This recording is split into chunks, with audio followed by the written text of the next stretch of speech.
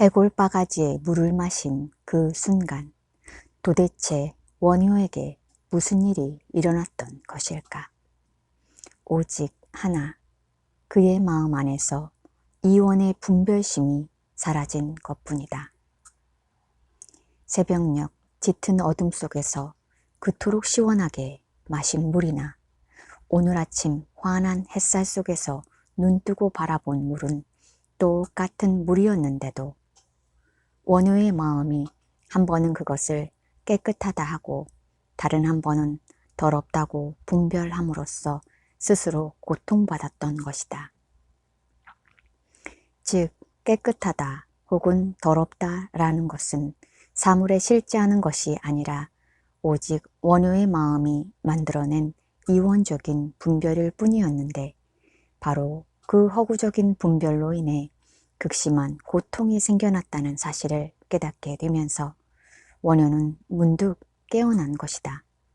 말하자면 바로 그 순간 원효는 마음의 오랜 병인 이원성으로부터 벗어나게 되었고 동시에 모든 것을 있는 그대로 보게 되면서 참되고 영원한 자유를 얻게 되었다. 이원의 분별은 해골바가지의 물과 같은 우리 밖의 대상에 대해서뿐만 아니라 우리 안, 곧 우리 내면의 것들에 대해서도 똑같이 일어난다.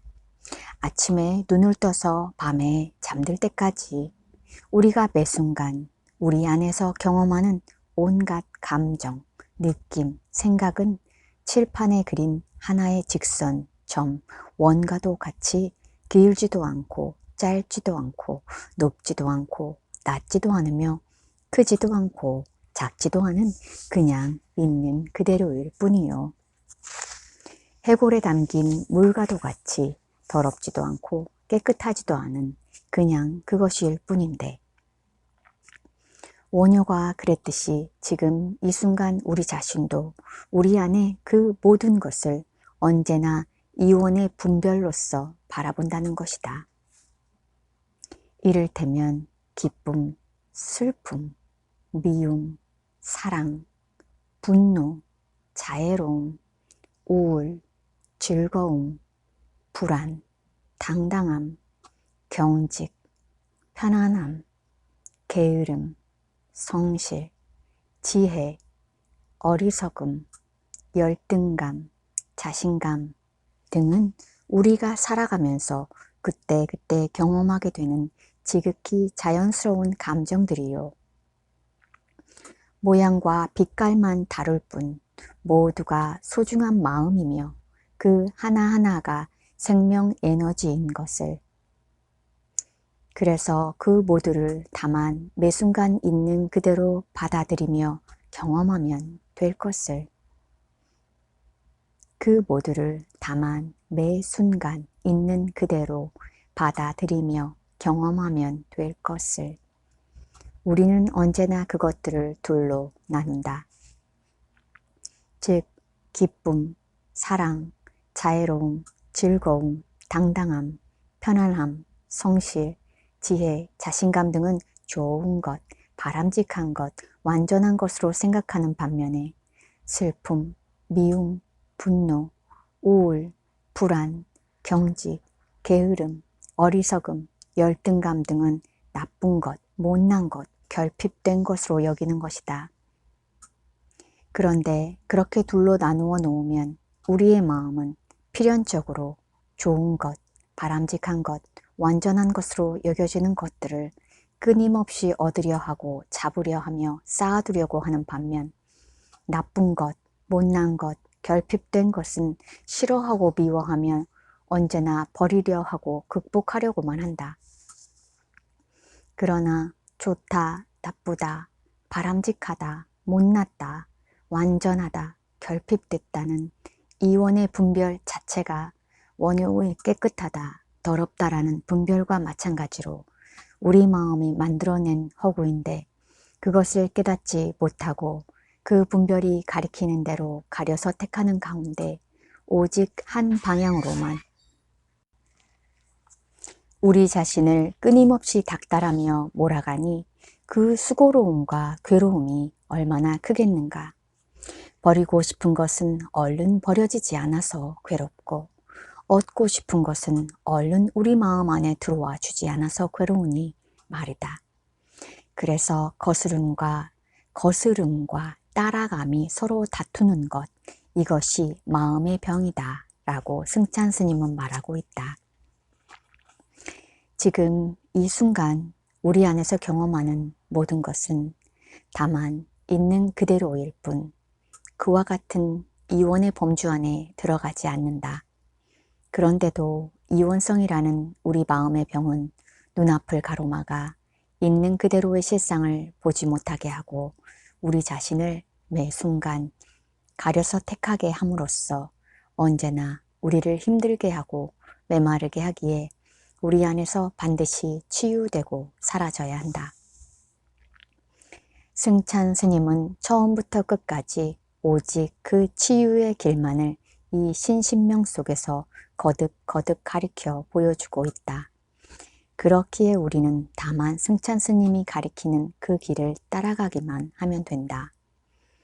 그 길을 맨 처음 중국에 전해준 선종의 제1대 조사인 달마대사도 그의 어록에서 이렇게 말하고 있다. 지혜로운 사람은 자신에게 맡기지 않고 사물, 이때의 사물은 우리 안의 사물, 곧 매 순간 있는 그대로의 감정, 느낌, 생각 등을 가리킨다. 지혜로운 사람은 자신에게 맡기지 않고 사물에 맡기기 때문에 취함과 버림이 없으며 거스름과 순응함도 없다. 어리석은 사람은 사물에 맡기지 않고 자신에게 맡기기 때문에 취함과 버림이 있으며 거스름과 순응함이 있다.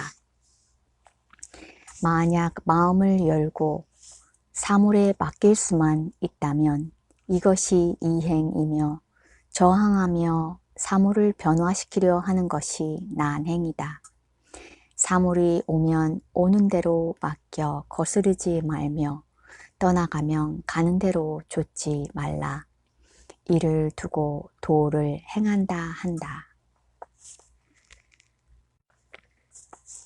이렇듯 지금 이 순간 우리 안에서 올라오는 이것이 바로 도요, 깨달음이요, 자유요, 해탈인 것을 알지 못하고 그 현명한 뜻은 알지 못하고 어떻게든 이것을 바꾸거나 고치거나 버리거나 부여잡으려고 함으로써 헛되이 없는 도를 찾고 없는 깨달음을 구하려고 애쓴다는 말이다.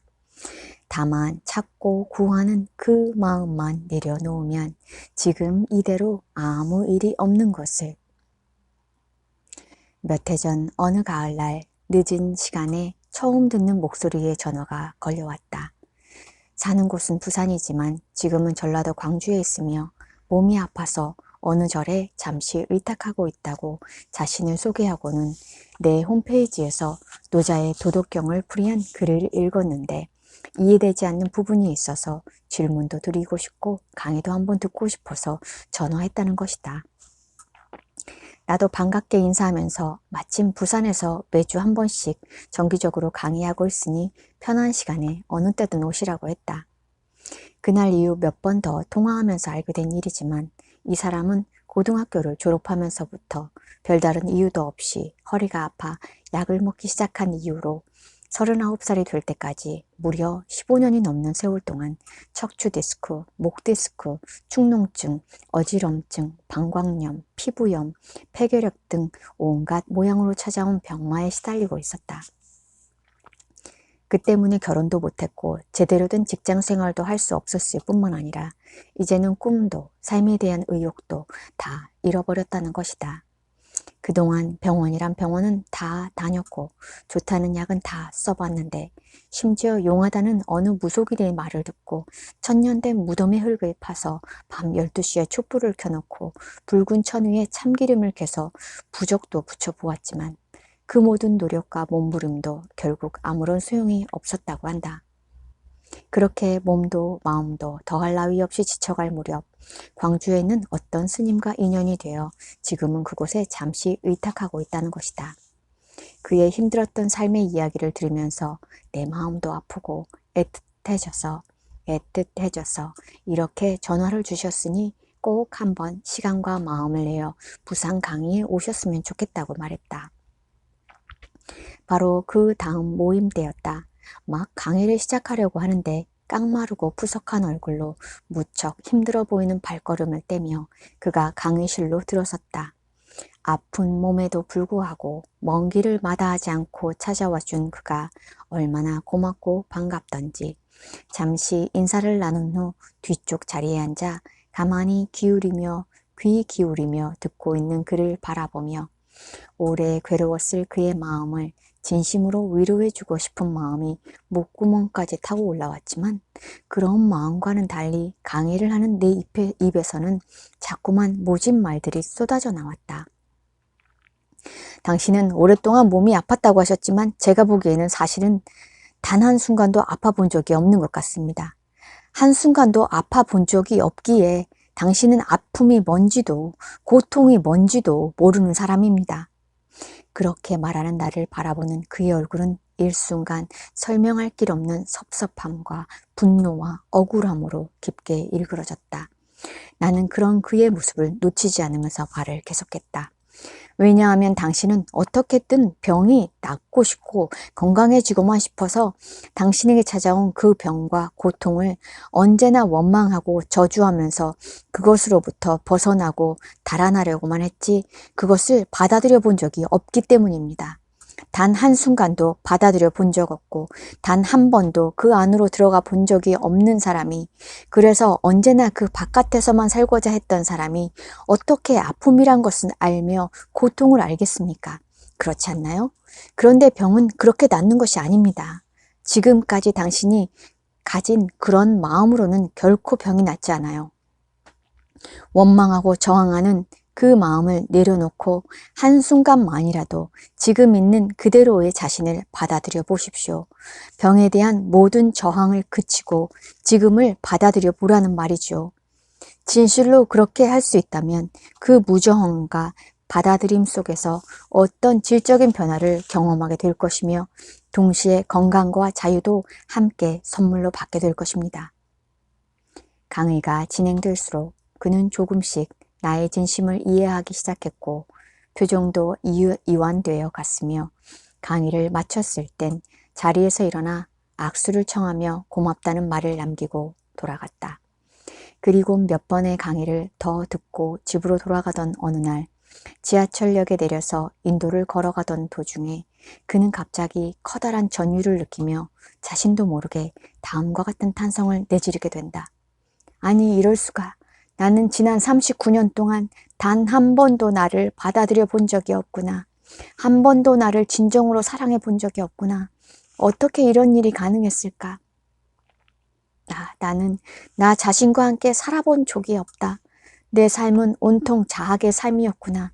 내 기준에 못 미치는 이 육신을 닥달하고 정신적으로 고문하면서 한없이 학대하며 살았구나.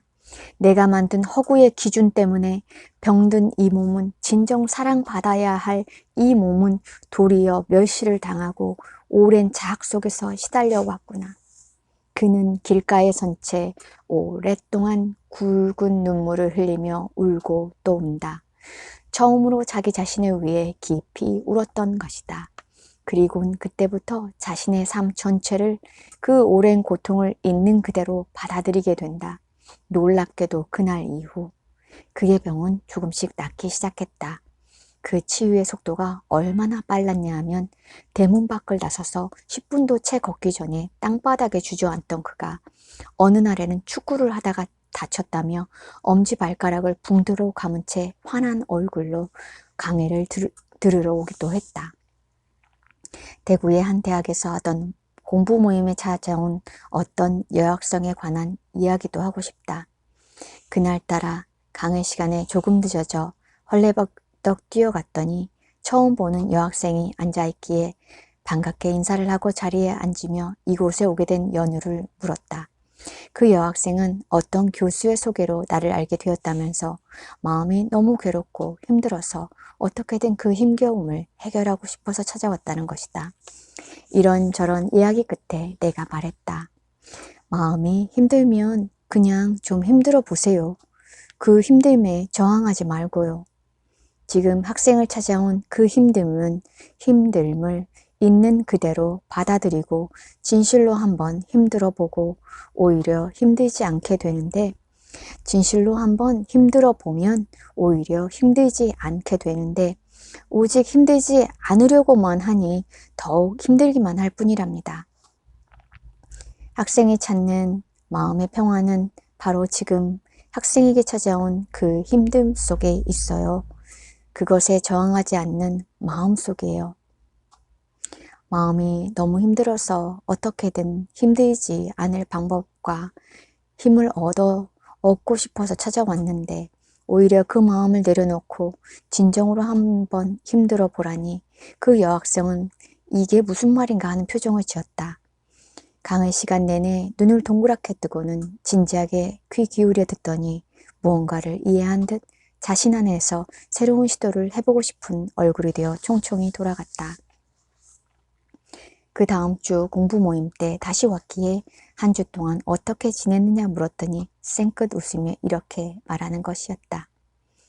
힘든 줄 알게 해주셔서 감사합니다. 힘들 줄 알게 해주셔서 감사합니다.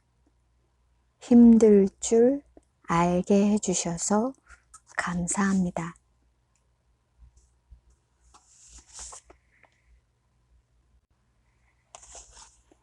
승찬 스님은 말한다. 현묘한 뜻은 알지 못하고 헛되이 생각만 고요히 하려 애쓴다. 라고. 현묘한 뜻은 알지 못하고 헛되이 생각만 고요히 하려 애쓴다.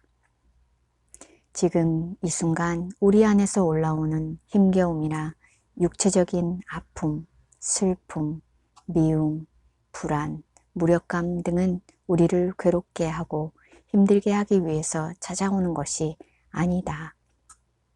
그렇기는커녕 오히려 우리로 하여금 그 모든 것으로부터 진정으로 자유로운 존재가 되게 해주고 싶어서 어릴 적 받았던 마음의 모든 상처를 깨끗이 치유해주고 싶어서, 그리하여 더 이상 주눅들지 않고 당당하게 살아가는 가운데 삶이 우리에게 주는 모든 아름답고 영원한 것들을 마음껏 누리게 해주고 싶어서 찾아오는 하늘의 선물이요, 메시지 같은 것이다.